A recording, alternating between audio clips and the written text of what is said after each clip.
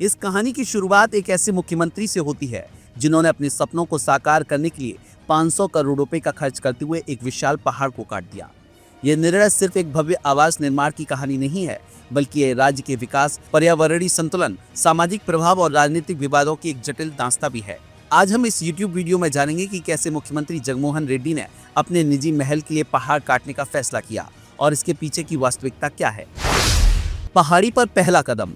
ऐतिहासिक संदर्भ। राज्य के उस क्षेत्र में जहां प्राकृतिक सुंदरता का राज था, वहां के ऊंचे ऊंचे पहाड़, हरित वन और नदियों का मधुर संगम था।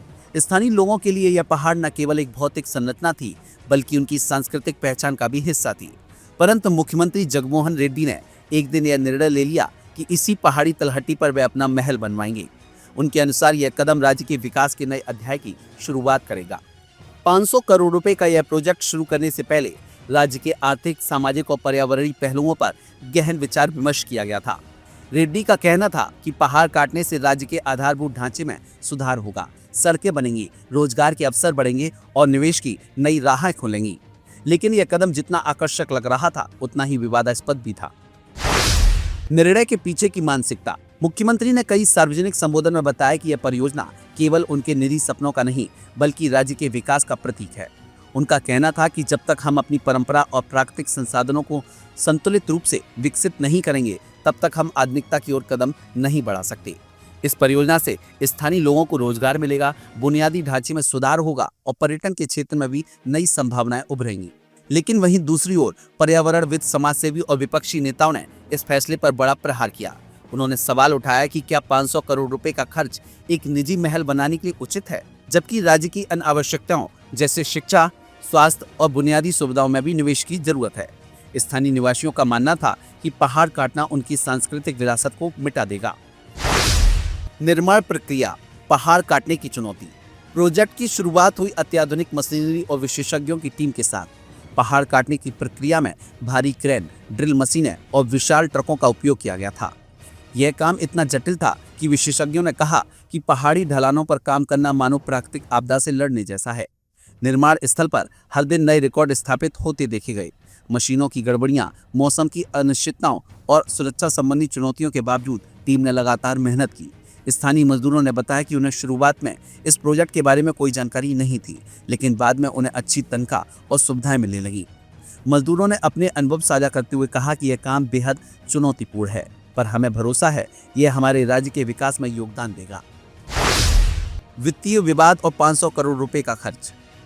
इस प्रोजेक्ट में 500 करोड़ रुपए का खर्च एक प्रमुख विवाद का विषय बन गया। सरकारी खातों, बजट रिपोर्टों और ऑडिट फाइलों की जांच में कई सवाल उठाए गए कि क्या यह धन उचित तरीके से खर्च किया गया। विपक्षी दलों ने आरोप लगाया कि इस प्रोजेक्ट के लिए आवंटित धन में से एक बड़ा हिस्सा निजी खर्च में चला गया है। एक वित्तीय विशेषज्ञ ने कहा, जब राज्य की अन्य महत्वपूर्ण आवश्यकताएं ज्यों की त्यों मौजूद हैं, तब इतनी बड़ी राशि का निवेश एक निजी आवास निर्माण में करना अत्यंत असंगत है। कई रिपोर्टों में यह भी कहा गया कि इस प्रोजेक्ट में प्रशासनिक खर्च, भूमि अधिग्रहण और निर्माण सामग्री पर खर्च की गई राशि का संतुलन राज्य के अन्य विकास कार्यों की तुलना में असामान्य था। इस विवाद के चलते विपक्ष ने कई कानूनी नोटिस और याचिकाएं दाखिल की, जिनमें सरकार से प्रोजेक्ट के सभी खर्चों का पूरा खुलासा करने का आग्रह किया गया। इस बात ने जनता में आक्रोश और असंतोष को बढ़ा दिया। पर्यावरणीय चिंता, प्रकृति की आवाज। पहाड़ काटने का सबसे बड़ा नुकसान पर्यावरण पर पड़ा। विशेषज्ञों ने चेतावनी दी कि पहाड़ काटने से केवल वनस्पति और जीव जंतुओं के आवास नष्ट होंगे, बल्कि जल स्रोतों और पारिस्थितिकी तंत्र में भी गहरा प्रभाव पड़ेगा। एक पर्यावरण विशेषज्ञ ने कहा कि जब आप एक प्राकृतिक संरचना को नष्ट करते हैं, तो आप उसके साथ जुड़ी जैव विविधता और स्थानीय सांस्कृतिक धरोहर को भी खो देते हैं। स्थानीय पर्यावरण संरक्षण समूहों ने सरकार से अपील की कि वे इस प्रोजेक्ट के पर्यावरणीय प्रभाव का मूल्यांकन करें और यदि आवश्यक हो तो पुनर्विचार करें। सोशल मीडिया पर वायरल हो रहे वीडियो और लेखों में लोगों ने यह तक सवाल उठाया कि क्या विकास के नाम पर हमारी प्रकृति का ऐसा विनाश सही है। बहुत से नागरिकों ने कहा कि यह पहाड़ हमारी पहचान है, इसे काटकर हम अपनी सांस्कृतिक विरासत को खो देंगे। राजनीतिक दंगल, विपक्ष और समर्थकों के बीच मतभेद। राजनीतिक मैदान में यह मुद्दा जल्द ही गर्मागर्म चर्चा का विषय बन गया। विपक्षी दलों ने इसे सत्ता में बने रहने की राजनीति का एक उदाहरण बताया। उन्होंने आरोप लगाया कि मुख्यमंत्री जगनमोहन रेड्डी ने अपने निजी हितों को राज्य की प्राथमिकताओं से ऊपर रखा है। विपक्ष ने कई बार लोकसभा और विधानसभा में इस प्रोजेक्ट पर सवाल उठाए। एक वरिष्ठ विपक्षी नेता ने कहा, यह एक ऐसा प्रोजेक्ट है जो न केवल विकास के नाम पर किया जा रहा है, बल्कि यह सत्ता में बैठे व्यक्ति के निजी स्वार्थों का भी प्रतीक है। पत्रकारों ने इस पर विशेष रिपोर्ट और संपादकीय लेख प्रकाशित किए, जिसमें कहा गया कि जब एक नेता अपने निजी सपनों को पूरा करने के लिए सार्वजनिक धन और प्राकृतिक संसाधनों का दुरुपयोग करता है, तो यह लोकतंत्र में मूल सिद्धांतों के खिलाफ है। निर्माण की तकनीकी चुनौतियां और उपलब्धियां। पहाड़ काटने का कार्य जितना विवादास्पद था, उतनी ही तकनीकी चुनौतीपूर्ण थी। निर्माण प्रक्रिया में उपयोग की गई अत्याधुनिक तकनीक ने कई बाधाओं को पार किया। विशेषज्ञों ने बताया कि पहाड़ी ढलानों पर निर्माण करते समय सुरक्षा के विशेष उपाय अपनाए गए। भारी मशीनरी और क्रेनों के इस्तेमाल से यह सुनिश्चित किया गया कि निर्माण कार्य में कोई दुर्घटना न हो। निर्माण स्थल पर लगे विशाल मशीनों की तस्वीरें और वीडियो सोशल मीडिया पर वायरल हो गए। इन वीडियो में स्थानीय मजदूरों के परिश्रम और तकनीकी विशेषज्ञों की मेहनत साफ झलक रही थी।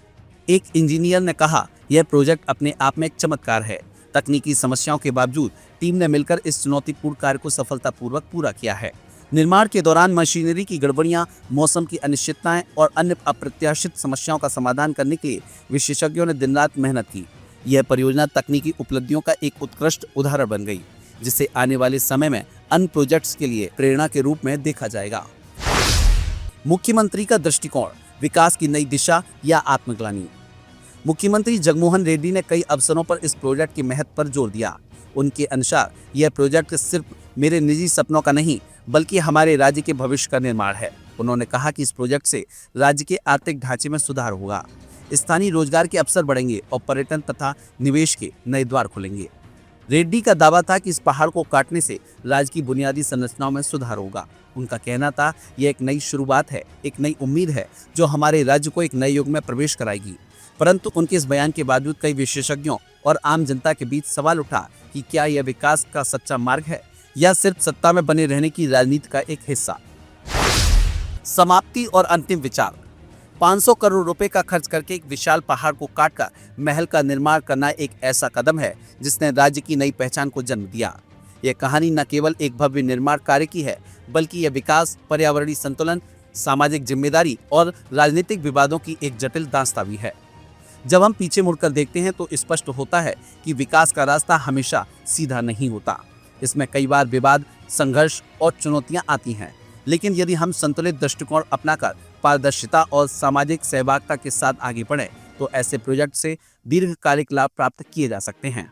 मुख्यमंत्री जगनमोहन रेड्डी का यह कदम राज्य के इतिहास में एक महत्वपूर्ण मोड़ के रूप में दर्ज होगा।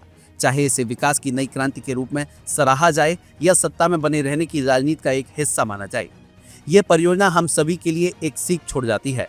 विकास के साथ साथ अपने प्राकृतिक, सांस्कृतिक और सामाजिक मूल्यों को संरक्षित रखना अनिवार्य है। आइए हम सब मिलकर यह सोचें कि विकास का असली मतलब क्या है।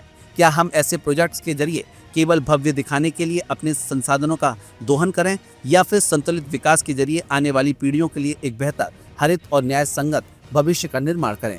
यह सवाल आने वाले समय में हमें उत्तर खोजने पर मजबूर करेगा और शायद यही हमारे देश की असली पहचान होगी। और आप हमसे जुड़े रहने के लिए सब्सक्राइब करें YouTube पर, फॉलो करें Twitter पर और लाइक करें Facebook पर। और ज्यादा जानकारी के लिए आपको टाइप करना होगा सिर्फ न्यूज़ नशा।